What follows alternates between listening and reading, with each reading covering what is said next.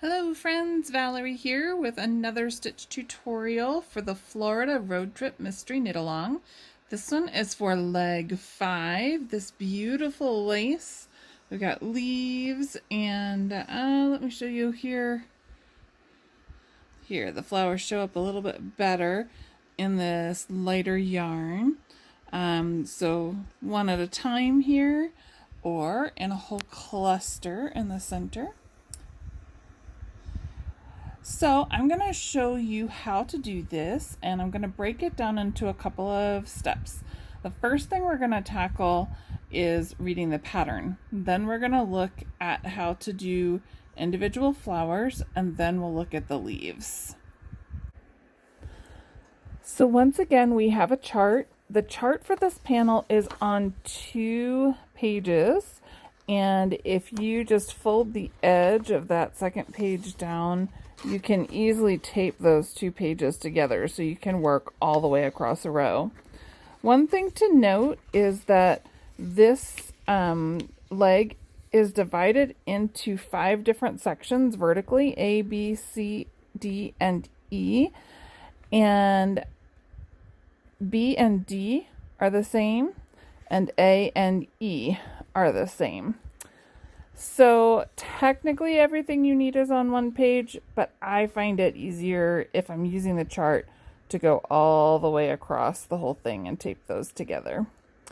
For the purposes of this tutorial, I am going to first show you how to do this motif that appears in leg A and E and also in C.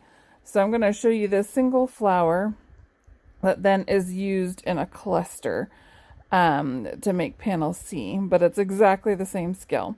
And then I will show you the leaves that are done in lace. You may find the written directions are a little bit easier on this one.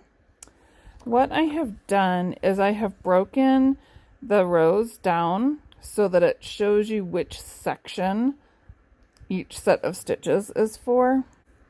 So as you can see here with row 1, it shows you what to do in each section of the chart. And of course we're using stitch markers to mark those. And it just breaks it down in a nice, simple way. All right, so let's talk about those flowers.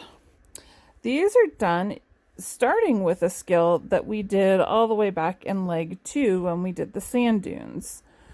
So what you're going to do on a wrong side row, you are going to knit 5 stitches with 3 loops each, or 3 wraps each. So 1, 2, 3.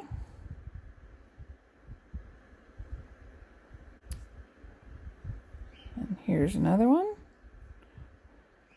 And as you remember from back then, I use my left index finger to help kind of keep those loops in place on the needle while I pull them through.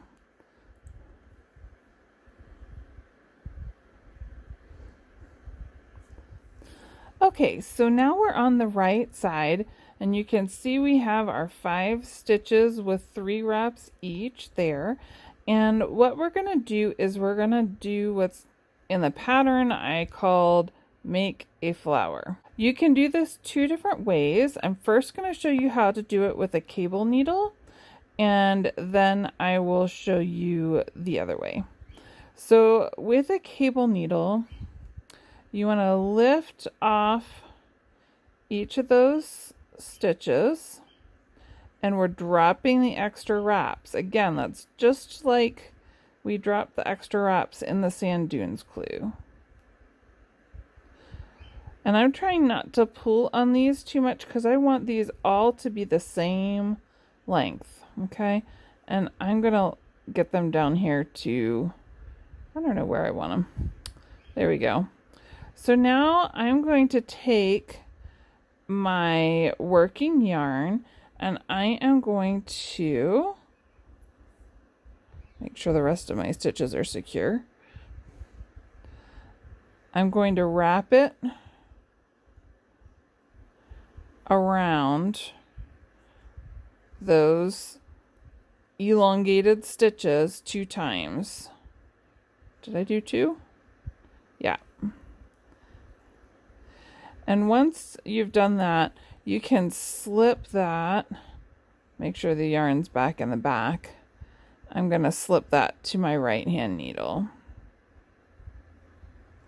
This may be easier with a straight cable needle. I'll be honest, I prefer the non-cable needle method, so I'm a little clunky with the cable needle. But everyone's different and you need to find what works for you. So I have dropped the wraps from the stitches. I wrapped my working yarn around those loops 2 times, and I have everything over on my right hand needle, and I'm just going to pull and snug that up pretty tight. And now I can continue knitting across the row. And then on the wrong side, to finish this flower off, I'm just going to knit across the tops.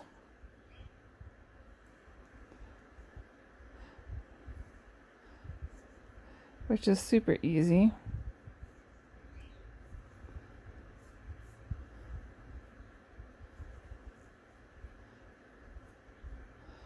Get a couple more stitches done here.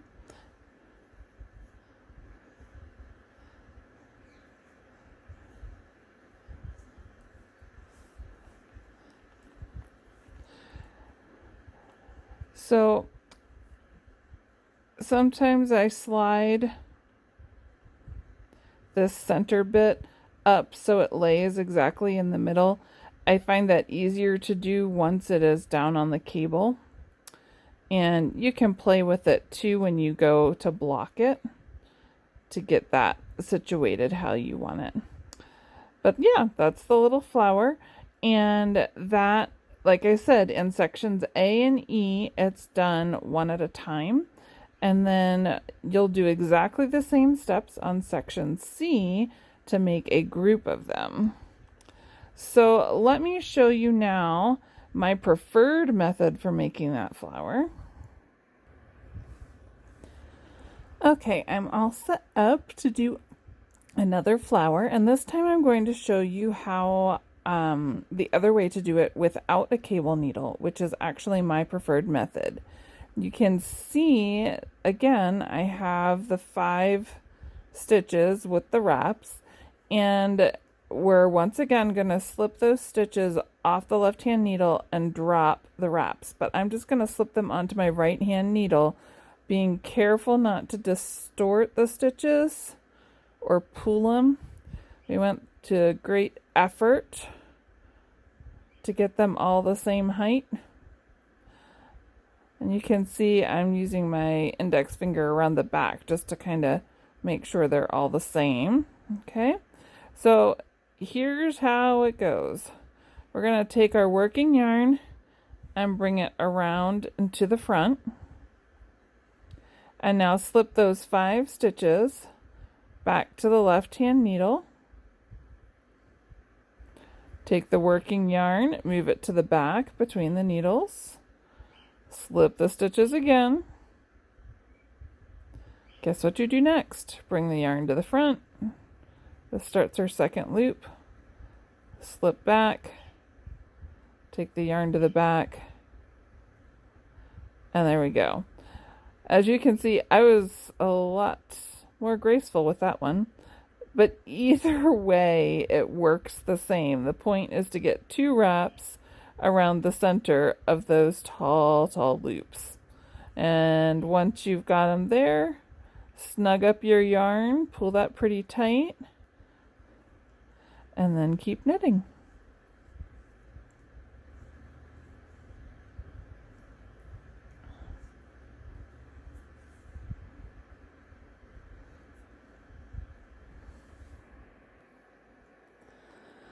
Okay, so now we're ready to work on our lace leaves, and I am not going to show you every row of this, but I want to show you a few different skills. I want to show you specifically these decreases here, where we go from 3 stitches down to 1 stitch. Okay, and I want to show you how to do yarn overs next to a purl stitch. And I'm also going to be showing you both knitting and purling through the back loop. So let's get started. I couldn't resist doing these in green since they're leaves.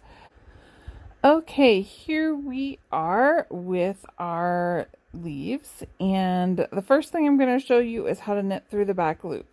So here's the knit stitch, and instead of inserting my needle into the front, I'm going to insert it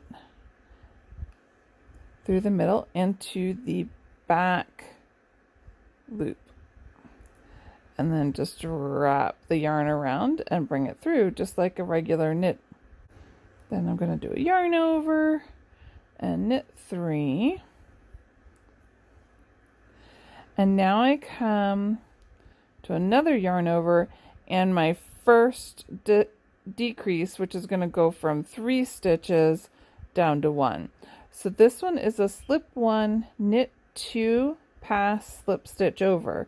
So the first thing I'm going to do is slip that first stitch knitwise. Then I'm going to knit the next 2 stitches together.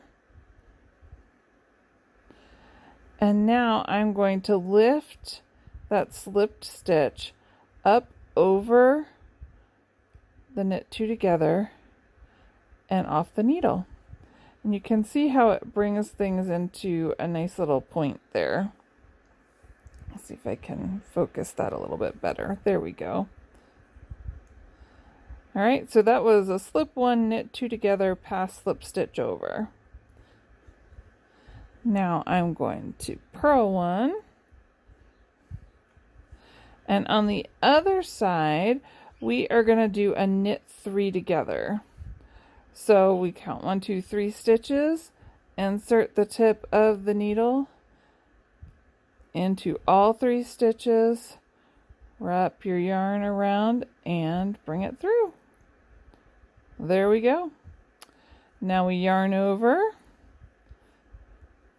knit 3, and we're going to do another through the back loop stitch. So here we go.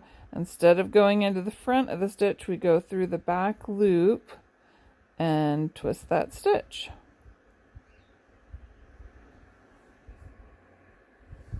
Okay, on the back side, we have a little bit of work to do on some of these on the wrong side of the work.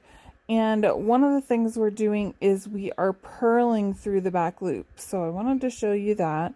Here's my stitch. This is the same stitch that we're twisting or knitting through the back loop on the front side. We're going to keep that going on the back side so that we have a whole column of twisted stitches. So to purl this, instead of going through the center, which gives me the front leg, I'm going to bring my needle around and come through the back leg of the stitch and then wrap the working yarn around and take it back through.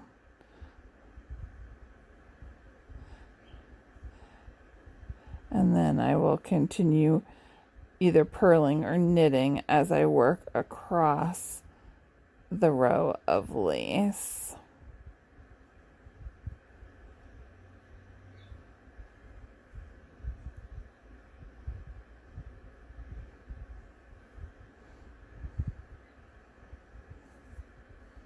Well, we are going to now do yarn over and then purl the stitch and do another yarn over.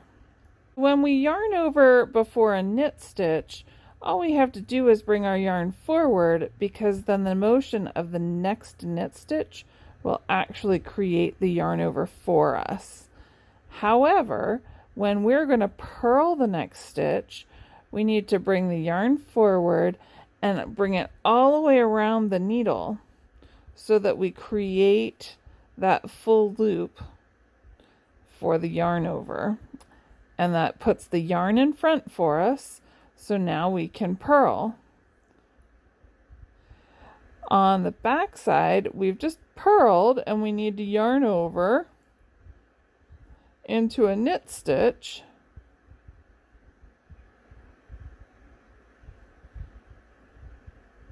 So you can just let that go from being in front. You don't have to move it back. You leave it in front and you go ahead and knit your next stitch, and that creates the yarn over for you. So I kept knitting a few rows on my swatch, and there you can see the pretty leaves that develop. I'm always amazed at the complexity of the patterns that we can make with just the same few basic stitches. In this case, we used knits and purls and our basic decreases like slip, slip, knit, and knit two together. And then we used yarn overs for our increases.